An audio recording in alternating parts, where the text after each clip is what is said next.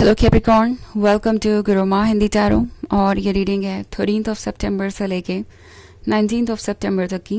तो चलिए देखते हैं आपके लिए क्या मैसेजेस है इस वीक में और आप क्या एक्सपेक्ट कर सकते हैं अपनी लव लाइफ में।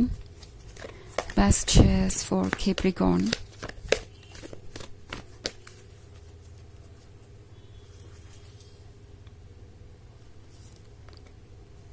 Seven of water, Ace of air, Ace of water, Justice and Seven of air. Okay. ये पर्सन जिससे आप डील कर रहे हैं, ये शायद इस रिलेशनशिप की सिर्फ वन साइडेड पिक्चर देख रहा है, क्योंकि वो देखना ही वही चाहते हैं। ये पर्सन सिर्फ और सिर्फ आपका साइड देख रहा है, अपना नहीं, और वो भी सिर्फ डार्क साइड। ये पर्सन ऑब्वियसली ये चीज़ें काउंट कर रहा है कि आपने उनके लिए क्या किया और क्या नहीं। बट जब बात खुद की आती है तो ये पर्सन इस बारे में सोचता भी नहीं कि उन्होंने आपके लिए क्या किया। एंड हर तरीके से हो सकता है ये अपने आप को जस्टिफाई करने की कोशिश कर रहे हों। इनफैक्ट एस ऑफ एयर के साथ तो मुझे लगता है कि आप में से ज़्यादातर लोगों के बीच साइलेंस है, और ये साइलेंस अभी बरकरार रहने वाला है, क्योंकि ये पर्सन जानता है कि वो रेडी नहीं है आगे बढ़ने के लिए, क्योंकि आगे बढ़ने के लिए उन्हें अपने ऊपर वर्क करना पड़ेगा। आगे बढ़ने के लिए अपना भी साइड देखना पड़ेगा। आगे बढ़ने के लिए ये भी श्योर करना पड़ेगा कि वो आपको वो लव दे जिसके आप हकदार हैं, और ये पर्सन ये सब करने के लिए प्रिपेयर्ड नहीं है। सो सेवन ऑफ वाटर के साथ ये पर्सन एक भ्रम में जी रहा है और इस भ्रम को टूटने नहीं देना चाहता, क्योंकि ये भ्रम टूटा तो ऑब्वियसली उन्हें अपना अगली चेहरा दिखाई देगा। सो इट्स लाइक आंखें क्लोज करके रखते हैं तो सच दूर ही रहेगा, देखना नहीं पड़ेगा, फेस नहीं करना पड़ेगा। ये पर्सन उन लोगों में से है जो आपकी एक कही बात को लेकर बैठ गया है, और शायद इसी पे हर चीज़ वो डिसाइड कर रहे हैं, और मे बी आपको ब्लेम भी कर सकते हैं। ओके, आपने उस दिन आर्ग्यूमेंट में मुझसे एक बार ये कहा था या वो कहा था। वो एक अलग बात है कि आपने क्यों कहा था, क्या उन्होंने कहा था जिसके बाद ये बात शुरू हुई, क्यों ऐसा हुआ, और कितनी बार ऐसा हुआ जब आपकी वजह से कोई प्रॉब्लम हुई रिलेशनशिप में, और कितनी बार ऐसा हुआ जब उनकी वजह से हुई। वो सब चीज़ें इनके लिए इम्पोर्टेंस नहीं रखती। बट इट्स लाइक कि आपने एक बार भी कुछ कह दिया इरिटेट हो गए तो क्यों कहा। आपने एक बार भी उन्हें कुछ ऐसा ऑफर नहीं किया जो उन्हें चाहिए था तो क्यों नहीं किया। अब भले ही वो आपकी पहुंच से बाहर हो, आपके बस का ना हो, मगर जो उन्हें चाहिए, उन्हें उम्मीद है कि वो आपसे उन्हें ज़रूर मिलेगा। सो ये पर्सन एक तरीके से अनजस्टिफाइड चीज़ों की डिमांड कर सकता है आपसे, या उन्होंने की भी है पास में, और फिर भी ब्लेम आप ही पर है। उन्हें लग रहा है कि उनके साथ जस्टिस नहीं हुआ, आपने ठीक नहीं किया। अगर आपने उन्हें कुछ ऐसा ऑफर नहीं किया जो उन्हें चाहिए था तो आपने ठीक नहीं किया। अगर आपने अपने लिए स्टैंड किया और अपने पॉइंट को रखा तो ये सारी चीज़ें आपको बहुत इरिटेट कर देंगी। और इस पॉइंट पे टैरो आपसे कह रहा है कि थोड़ा ठहर जाइए, क्योंकि सेवन ऑफ एयर बहुत भारी है। ओके, आप जिस जर्नी पे है वो एक दिन में आप पूरी नहीं कर सकते, और अगर आप ये सोच रहे हैं कि हीलिंग पॉसिबल नहीं है, आप इस तरह के पेन से उबर नहीं पाएंगे, या इस तरह की चीज़ें आपको वापस पास्ट में खींच लेंगी, या आप अपने दिल के हाथों मजबूर हो जाएंगे कुछ ऐसा एक्सेप्ट करने पे जो कि आपके सेल्फ एस्टीम को हार्म कर रहा है या आपके सेल्फ रिस्पेक्ट को कम कर रहा है। तो टैरो आपसे कह रहा है कि फ़िलहाल आप टायर्ड हैं, आपके इमोशंस बहुत ज़्यादा स्ट्रॉन्ग है और एक क्लाउड की तरह आपकी आंखों के सामने बिछे हुए हैं। तो शायद आप बहुत सारा ट्रुथ ना देख पा रहे हो, या यूँ कहूँ कि देख कर भी आप ट्रुथ को एक्सेप्ट नहीं कर पा रहे। शायद आप में से बहुत सारे लोग अभी भी इस रिलेशनशिप को बचाना चाहते हैं, बट अगर आपको ऐसा लगता है कि ये रिलेशनशिप आपके लिए बहुत सफोकेटिंग हो गया है और इसमें कुछ नहीं बदल सकता, और ना ही कभी ये पर्सन अपनी तरफ से कोई एफर्ट करेगा, और लगता है आपको जैसे कि वो टॉक्सिक हो गए हैं, आपके पॉइंट ऑफ व्यू को सुनना ही नहीं चाहते और सिर्फ उनकी एक्सपेक्टेशंस आपसे ही हैं, तो डेफिनेटली ये सोचने का वक्त है। अगर आप इस रिलेशनशिप में कंटिन्यू करना चाहते हैं तो अच्छी तरीके से सोच कर ही आगे बढ़िए, क्योंकि ये सेवन ऑफ एयर वाला कार्ड आपको कह रहा है कि थोड़ा रेस्ट लीजिए। ओके, ये जर्नी आसान नहीं है। अगर आपको लगता है कि आप इस सिचुएशन से कभी बाहर नहीं निकल पाएंगे, इस पर्सन को कभी भूल नहीं पाएंगे, आपको कभी प्यार नहीं होगा, तो ये आपकी टेम्प्रोरी फीलिंग्स है। आपको फ़िलहाल बैठकर सोचना चाहिए कि आप क्या डिज़र्व करते हैं और आपको क्या मिल रहा है।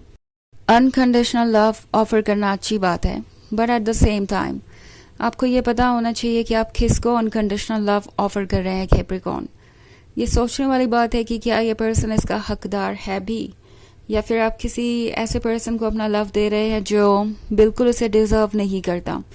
ऑल्सो अनकंडीशनल लव की डेफिनेशन वहीं पे ख़त्म हो जाती है जहाँ पे किसी पर्सन के कंट्रोल में कोई चीज़ ना हो।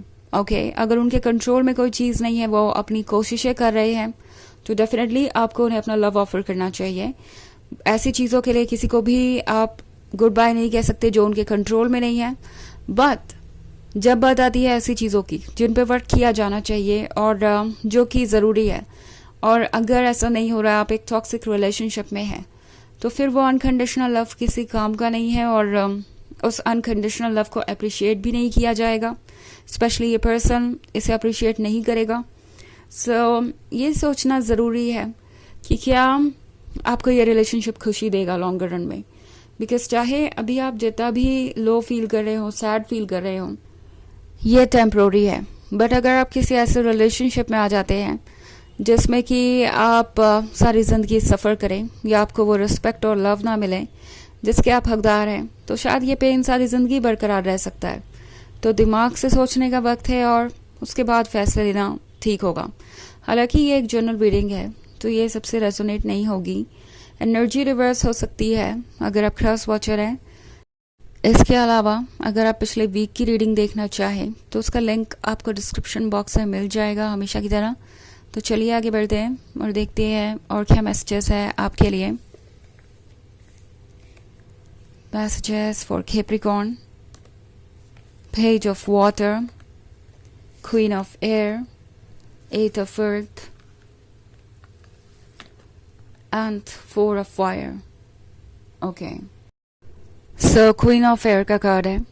अब ये पर्सन ये भी उम्मीद कर रहा है आपसे कि आप ही इस साइलेंस को तोड़ेंगे, आप ही अप्रोच करेंगे, और आप ऐसा नहीं कर रहे हैं तो ये पर्सन आपको जज भी कर रहा है कि आप बहुत ज़िद्दी हैं, बहुत स्टबर्न हैं, अपने आइडियाज़ को बदल नहीं सकते, और इसलिए ये सिचुएशन क्रिएट हो रही है। शायद आप एक ऐसे पर्सन से उम्मीदें रखे हुए हैं जो कि किसी का पर्सपेक्टिव समझता ही नहीं है और ना समझना ही चाहता है। ये सिर्फ आपके साथ ही उनका अप्रोच नहीं है, ये उनका हर किसी के साथ अप्रोच हो सकता है। ओके, एंड एक बात फिर भी इस पर्सन को पता है कि आपने उनकी तरफ जो लॉयल्टी दिखाई है शायद ही कोई और वो कर सकता है। पेज ऑफ वाटर के साथ मैं देख रही हूँ ये टाइम आपके लिए बहुत मुश्किल है। आप अपने इमोशंस से बहुत परेशान हैं। आपके इमोशंस आपको नॉर्मल नहीं रहने दे रहे। आप परेशान इस हद तक हो गए कि किसी चीज़ पे फोकस नहीं कर पा रहे। बट एट ऑफ अर्थ के साथ टैरो आपसे कह रहा है कि शायद ये वक्त कुछ नई चीज़ों का है, चेंजेस का है, और इस वक्त आपको फोकस करना चाहिए अपने करियर पे। पॉसिबली ये एक बहुत अच्छा टाइम हो सकता है करियर के पॉइंट ऑफ व्यू से।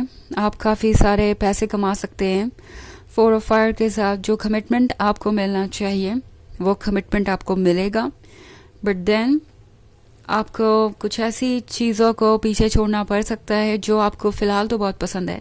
हालांकि टू ऑफ फायर के साथ जैसे जैसे कंप्लीट पिक्चर क्लियर होगी आपको समझ में आएगा कि क्या क्यों हुआ, और आप सारे डॉट्स को जोड़ पाएंगे। ओके, सो लगता है जैसे कि यूनिवर्स इस पॉइंट पे चाहता है कि आप अपने सेल्फ वर्थ को समझें और वो रास्ता चुनें जो आपके लिए बना है। चलिए देखते हैं आपके लिए ओरेकल मैसेज क्या है।